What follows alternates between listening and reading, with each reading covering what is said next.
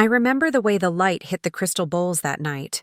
Everything sparkled, the wine, the cutlery, even her. My mother always knew how to command a room. Laughter was her weapon. Charm, her armor. We were halfway through dessert when she said it. I wish you were never born. It was meant as a joke, of course. That's what she'd say later if anyone dared to question it. A joke, like all the others she'd thrown at me for years. Each one wrapped in laughter disguised as love. Everyone laughed. My brothers, her golden boys, their wives with perfect smiles. Forks clinked against plates. I sat still. My heart pounded so hard it almost drowned out the sound. I put my fork down slowly, looked at her, and smiled. "Do you really?" I asked. She blinked a little too long, then smirked. "Oh, darling, don't be so sensitive. You know I'm only teasing." But she wasn't. She never was. When I was young, I believed her approval was oxygen. She'd tell me I was dramatic, ungrateful, too much. So I learned to be less, to shrink, to smile when it hurt. When Dad left, she blamed me, saying he couldn't stand how much I reminded him of himself, his weak side. I was 14. I started apologizing for existing. She raised us to compete. My brothers fought for her praise. I fought for her forgiveness. She gave neither. Still, I tried. Birthdays, holidays, everything meticulously planned to earn one soft look, one kind word. It never came. Only the same rehearsed smile, the same cutting tone dressed in politeness. But last year, everything changed. It started with the will. Dad's lawyer called. Apparently, he'd left something behind. A house, his old place by the lake. I hadn't known it still existed. Neither had she, or so she pretended. When I went to see it, the papers were missing. The key was gone. The next week, the property had been quietly sold. The buyer, a friend of hers. That was the moment it clicked. She'd taken it, my share, my father's last gesture of love. Stolen, wrapped in paperwork and lies. I didn't confront her. Not yet. I learned from her. Never show your hand until it's over. I began to watch her carefully. The calls she made, the charities she donated to, the people she charmed. Everyone thought she was generous, magnetic. But I knew the truth.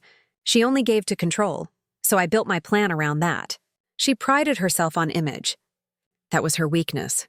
Every mask she wore was polished, delicate, and I just had to find the right moment to crack it. It took months.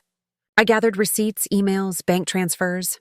The charity fund she ran for the local hospital wasn't as clean as she wanted people to believe. I didn't have to fake anything. Her greed did all the work. Then I sent it, not to the police, not yet. I sent it to her donors quietly, anonymously. The fallout was slow. Deliciously slow. Invitations stopped coming. Calls went unanswered. She couldn't understand why. And that night, when she sat at the head of the table, still pretending everything was fine, I saw the cracks. Her laughter was louder, her eyes tighter. The room smelled like desperation disguised as perfume. Then she said it. "I wish you were never born." That was the cue. I smiled, slow and steady. My heart didn't race anymore. I'd rehearsed this 1,000 times in my head. I leaned forward just slightly. "Funny," I said. "I was going to say the same thing about you." The laughter stopped. Forks froze midair. She blinked, confused. "Angry. What did you say?" she asked. I continued softly. "I wish you were never born into my life. But don't worry, that wish is about to come true." Her voice dropped. "What are you talking about?" I took my phone from the table, unlocked it, and turned the screen toward her. Emails, headlines, her face next to the words, "Charity scandal under investigation." Her hand trembled. What did you do?" I smiled again. "I just told the truth. Something you've always been allergic to." The room was silent except for the sound of her shallow breathing. My brothers stared at me, then at her, realization dawning. One of them whispered her name. She didn't look at them. She couldn't, I stood. "Dinner was lovely," I said quietly. "Thank you for dessert." Then I walked out. By morning, she was trending. Every news outlet had the story. Her charities, her sponsors, her pristine reputation, gone. The house she sold frozen, under investigation. They say she doesn't leave her home now, that her friends stopped calling, that she blames me. Maybe she's right. I gave her everything she ever gave me. Silence, distance, humiliation.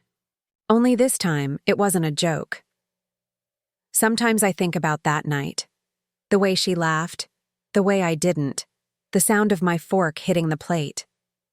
It was such a small sound, but it marked the end of something, the end of needing her.